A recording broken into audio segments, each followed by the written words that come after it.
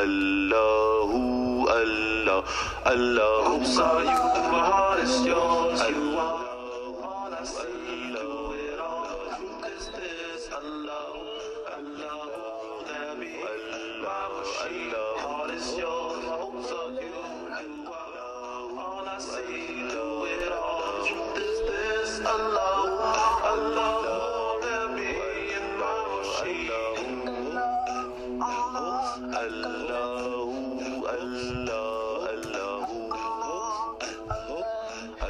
Allahu, Allahu, Allah. Hopes are you, my heart is yours. You are all I see. Do it all. Truth is this. Allahu, Allahu, Nabi, my machine.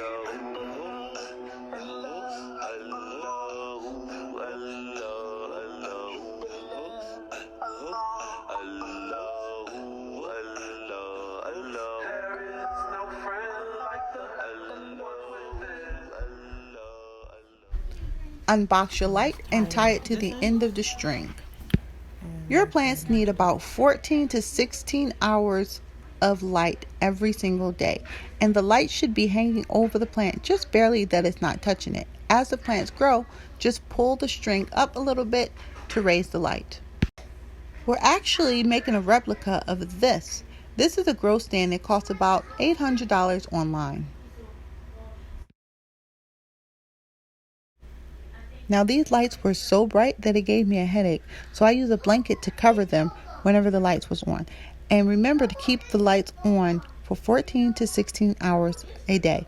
After that, be sure to cut it off because plants need rest too. At this point, it's time to graduate.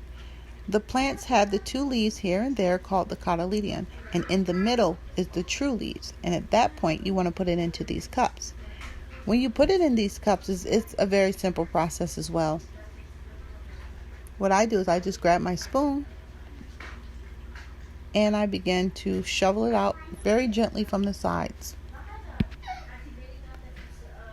So this here is pretty self-explanatory. Once it gets to 3 leaves like this, you just go ahead and dig into that potting mix to get that plant out. And what I do is I'll soften it, I'll loosen it up, and then I'll just kind of grab it by the stem and pull it all the way up, being careful not to hurt that root.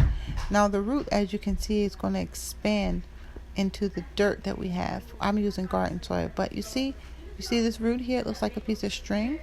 That's what's going to expand into the soil. Now you need soil at this point. I'm using garden soil, but again, you can use potting soil, but you need soil at this point because soil is what's going to hold the nutrients. You want to just make your well, removing any big pieces of dirt that you might have. If you're using garden soil, again, I just crumble it up and put it right back in there. So I make a nice deep well. Now with tomatoes, I like to bury them really deep like that, and then I dump it right on in, like plop, just like that. Make sure I get that root in there though. Get the root in really nice, and then you just like kind of press it upright. Press the dirt around the sides and all around the plant so that it stands upright. And then you want to, only when it has the 3 leaves, you want to start giving it the fertilizer. Fertilizing is very important at this stage, and we did a video on how to fertilize. You can check that one out too. But you make sure you water it around the edges so that it sets in there really well. And that's basically it. You can do that if you have, just one plant. Like when I plant the seed, sometimes I plant multiple seeds in a cell and 2 seeds sprout. So I'm going to show you how I separate those 2 seeds.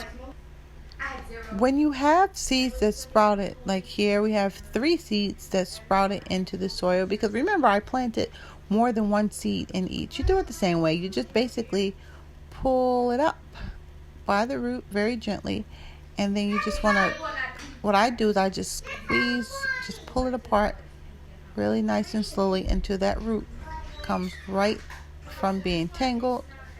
And then I do the same thing. I keep those. I honestly keep all the plants. Unless they look really, really bad, really, really small, I'll keep them. But at this point, I'm just going to make a really deep hole with my finger in the dirt, and I'll just plant the seed right in there. I'll plant the seedling right in there, just like I did before, making sure I get all the roots right into the dirt. Take my dirt and fortify that seedling and water. So first thing I did is I got some topsoil from out the woods, which is just the topsoil. You know, you don't dig to get too much. I mean, you don't dig deep, you just scrape the top. So this is a gallon pot. And what I did is I just filled it up halfway. What I'm doing is fill it up halfway with dirt. And then here we have Epsom salt. And Epsom salt is good for photosynthesis. So I just sprinkle some in there. And then I should have somewhere around there. Yep, right here. I have this is the eggshells. Now what I did is I put this in the oven to bake for not even 3 minutes. But it got dry. It dried out and then I blended it really well. So I'm taking this for calcium and I just sprinkle it right down in the bottom. That's a handful, probably 1/4 cup. And then, once I do that, after that I want to put a handful of compost in. And this is decayed manure and leaves, basically. I'll put 2 handfuls in for good measure. Cover that up. Okay, now we have your tomato plant. This is a brandywine tomato, and these are things coming out, just little weeds. And the reason I throw those weeds in, because they'll decompose right on in there. And the reason these have weeds in it is because I use garden soil and not potting soil, because I don't have money for all that $50 million worth of stuff. Right, so anyway, you know it's time to graduate, first of all, because, well, they're big. And you see how the roots are coming out from here? The roots are trying to expand, but they can't. So in order for the plant to get bigger, the roots need to expand. So I'll go ahead and put that in there. And then I'll just cover it up with some more topsoil. Careful not to hit that stem because it might break the stem on the sides. And because just do right, just like that. And I kind of press it in pretty well. Okay, so now that that's buried, and now all of these are buried, and I just water. And I water them till the water runs out the bottom. Another thing I'm going to need to do is get a stick and just have a stick to hold the plant up, because the plant might fall over eventually. Okay, I didn't do that one. Like this one. See, this one is really big. You should have seen the root on it. It needs a stick to hold it up. And I'll probably get a nice stick, but for right now, I'm just for demonstration purposes. I'll just take that, put it right on in there, and just let it lean up against that.